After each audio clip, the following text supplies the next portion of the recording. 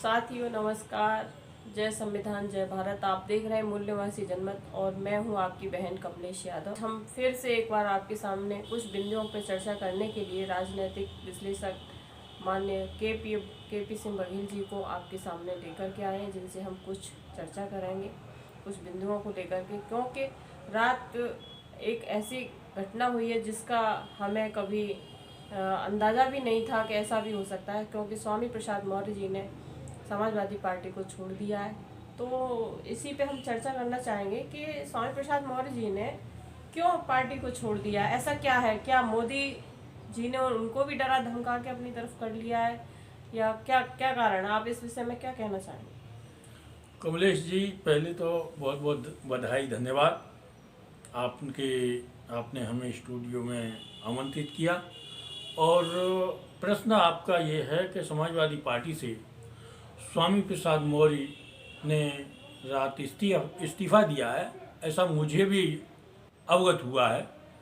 और इसकी बहुत पहले से भी कुछ थोड़ी सी संभावनाएं नज़र आ रही थी कि स्वामी प्रसाद मौर्य जिस तरीके से मुखर होके व्यवस्था पर चोट कर रहे थे, और अखिलेश जी की जो समाजवादी पार्टी है वो उनके तमाम विधायक, कुछ लोग इस तरह के जो बार बार उनको जो है इसके लिए जो सलाह दे रहे थे कि किसी तरह स्वामी प्रसाद मौर्य जी को रोका जाए, और स्वामी प्रसाद मौर्य अगर ये अपनी बात को नहीं रोकेंगे, इसी तरह आगे बढ़ते रहेंगे तो मामला गड़बड़ हो जाएगा और चुनाव में हमें नुकसान हो सकता है।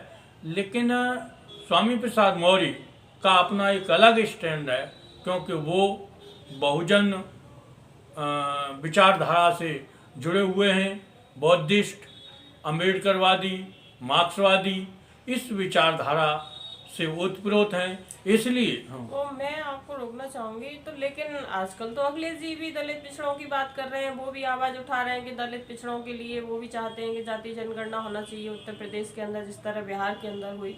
तो फिर उनकी इतनी बातें आती नहीं, तब कुछ ऐसा नहीं हुआ। तो इस बारे में क्या कहेंगे सर आप? नहीं, अखिलेश जी ने कई बार इस तरह की चर्चा की, बातें की, लेकिन कभी कभी ये आ जाता है कि वो उन्होंने पीडीए की बात कही।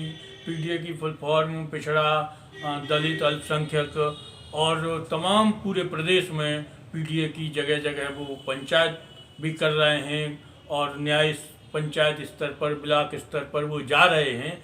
लेकिन दिक्कत ये हुई कि अभी अभी जो राज्यसभा का चुनाव हो रहा है, उसमें 3 राज्यसभा के मेंबर समाजवादी पार्टी कोटे से जा सकते हैं। उन 3 मेंबरों में एक जया बच्चन, आलोक रंजन और उनके पुराने समाजवादी नेता आदरणीय रामजी लाल सुमन जी, इन 3 नामों का प्रस्ताव आया। हालांकि रामजी लाल सुमन से लोगों को कोई आपत्ति नहीं है क्योंकि वो एससी को बिलोंग करते हैं, माननीय नेताजी के साथी भी रहे हैं। लेकिन दिक्कत यह है कि जया बच्चन भी खैर समाजवादी पार्टी से जुड़ी रही हैं, लेकिन कुछ नए लोगों को भी मौका मिलना चाहिए था। और जहाँ तक सवाल आलोक रंजन का है, इस सबसे ज़्यादा बैकवर्ड को दिक्कत आलोक रंजन नाम के शख्स से जो है हुई है, क्यों इससे जो है इन्हें कौन सा वोट मिलने जा रहा है जो इन्होंने आलोक रंजन को राज्यसभा के लिए नामित किया है, जबकि न तो कोई पिछड़े वर्ग का है और न कोई अल्पसंख्यक का है। फिर पीडीए का औचित्य क्या रह जाता?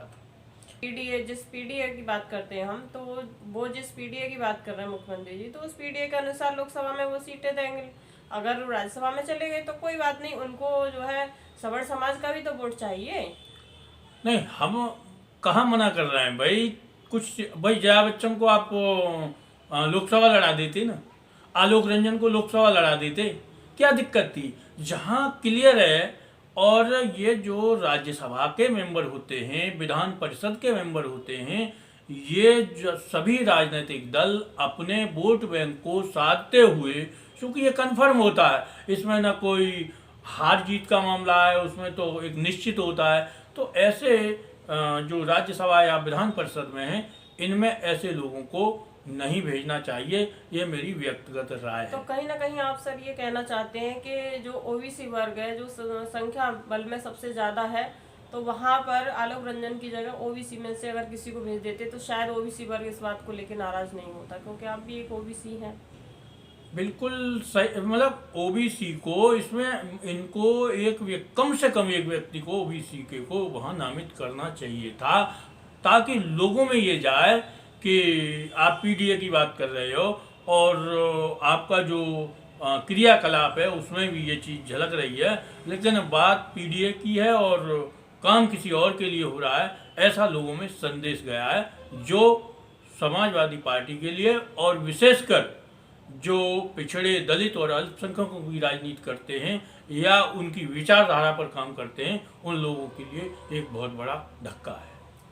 तो सर मैंने ये भी सुनने में आया कि पल्लवी पटेल भी पार्टी छोड़ सकती हैं, इस बारे में क्या कहना चाहेंगे?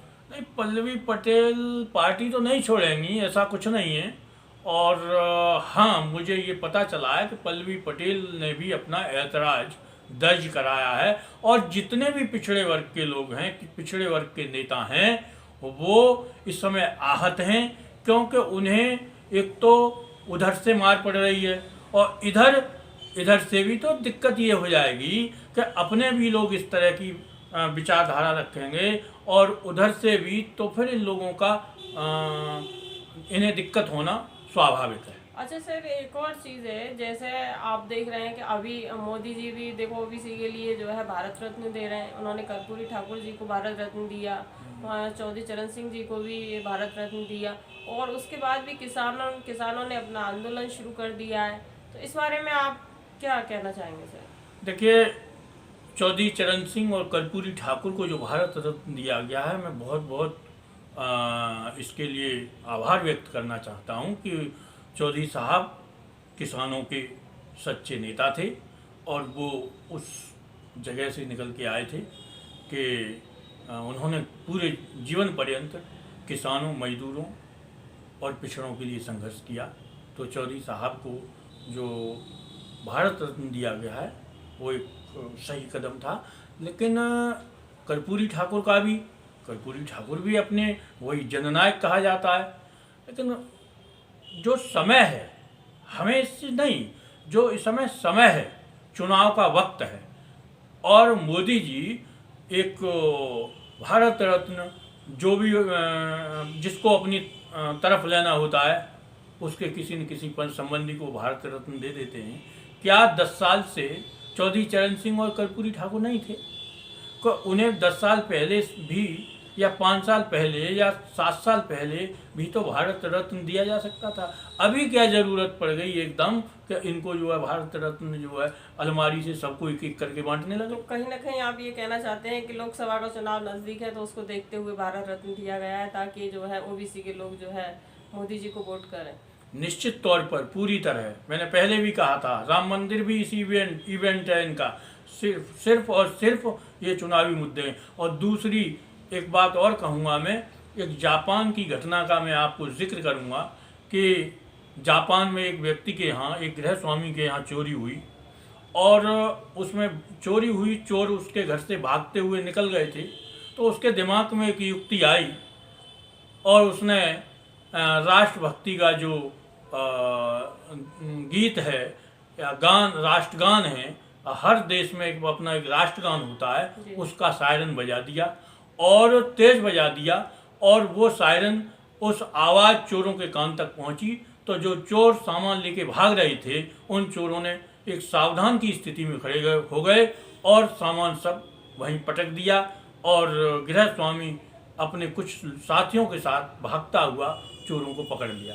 चोरों को जब पकड़ लिया, बात वहाँ तक आई कि वो मामला न्यायालय में गया, और न्यायालय में जो न्यायाधीश था उसने जब उस पूरे केस को सुना, उसके बाद उसने ये फैसला दिया कि चोरों को वाइज्जत बरी किया जाता है और गृह स्वामी को कुछ अर्थदंड देते हुए, अर्थदंड के साथ साथ उसको जो है 10 वर्ष का कठोर कारावास दिया गया।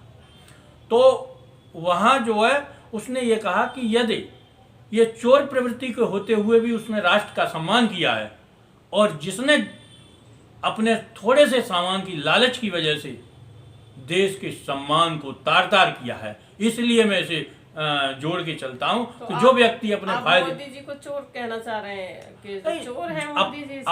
अपने फायदे के लिए जो व्यक्ति देश के सर्वोच्च सम्मान को भी सौदा कर सकता है, उसके लिए मैं क्या कहूँ, इसके लिए मेरे शब्द नहीं। जी चलिए, धन्यवाद सर, आपने बहुत अच्छी बातें बताई और उम्मीद है कि श्रोताओं को भी आपके जो विचार हैं वो पसंद आएंगे। तो साथियों, आप जुड़े रहिए हमारे चैनल से और ज़्यादा से ज़्यादा लाइक, शेयर और कमेंट कीजिए, जिससे कि हम अपने इस चैनल को बचा सकें। साथियों, सभी को नमस्कार। बहुत बहुत धन्यवाद जय भारत, आपको। जय संविधान।